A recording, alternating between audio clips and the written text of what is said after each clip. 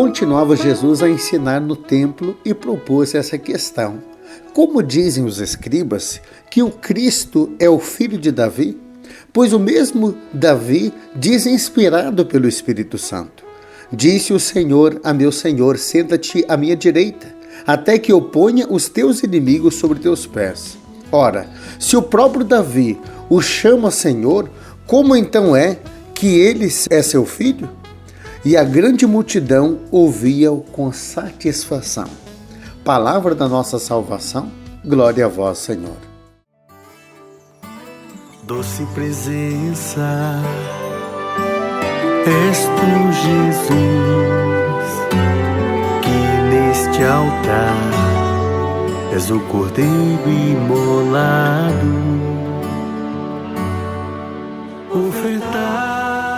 É interessante entendermos o contexto histórico para que possamos entender essa passagem. Os judeus, no decorrer da história, eles tiveram o seu território invadido várias vezes pelos persas, depois pelos gregos, por último pelos romanos, e o sofrimento era muito grande. Os invasores saqueavam, humilhavam, tomavam terras, colheitas, casas, tudo. Eles esperavam um Messias libertador.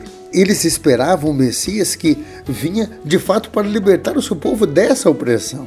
Os profetas que ficavam junto ao povo, eles demonstram o Messias que vinha conforme a mentalidade daquela época. O Messias libertador. Eles animavam o povo a ter esperança, a confiar em Deus, a aguardar essa libertação através do Messias esperado. Essa era a função, por exemplo, dos profetas, animar o seu povo. De como seria então esse Messias? Atribuíam as qualidades tiradas daquela mentalidade. O reino por eles conhecido seria: o Filho de Deus deve vir da linhagem davídica, a descendência real, com coroa, haveria de ter um palácio. Seria forte o suficiente, inclusive, para dominar o inimigo. E Jesus se apresenta como um Messias totalmente diferente daquele que eles imaginavam. Por isso, eles não souberam responder à pergunta. Às vezes nós julgamos também que a religião ela só crescerá se nós aplicarmos técnicas para que, de fato, a religião seja libertadora. Mas é interessante que o reino de Deus ele sempre acontece de uma maneira totalmente diferente daquela que, às vezes, a gente imagina. Filho e filha de Deus, o reino de Deus, ele não ganha corações através da força. A libertação que Jesus espera para cada um de nós, ela não é talvez como você espera, mas a libertação acontece muitas vezes até através do sofrimento, do suportar a cruz. Jesus vem para demonstrar uma realidade totalmente diferente daquela que imaginavam.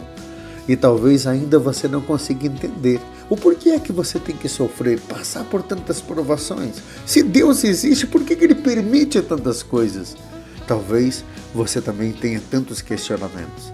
Mas a realidade divina é muito diferente da nossa. A realidade divina não é tão óbvia. Deus se apresenta de uma maneira totalmente diferente. Ô Senhor, que nós possamos compreender o reino dos céus, amando uns aos outros, carregando, suportando a cruz, aquilo que o Senhor nos ensinou, sem questionarmos. Inclusive, diante dessa pandemia que ainda vivemos, que nós possamos, Senhor, estender mais a mão ao próximo e entender, desse mundo a gente não leva nada. Nós somos tão perecíveis que nós estamos vendo aí uma doença, uma pandemia dessa, pode levar milhares de pessoas num só dia, como tem acontecido no Brasil. Vamos pedir a Deus a sua infinita misericórdia? Eu abençoo para que o reino de Deus possa estar cada vez mais perto do teu coração. Pai, Filho e Espírito Santo. Amém. Se Deus quiser, amanhã sábado, juntinhos, meditando a palavra de Deus, acompanhe e compartilhe. Muitas pessoas precisam ouvir a palavra que transforma. Fique na paz.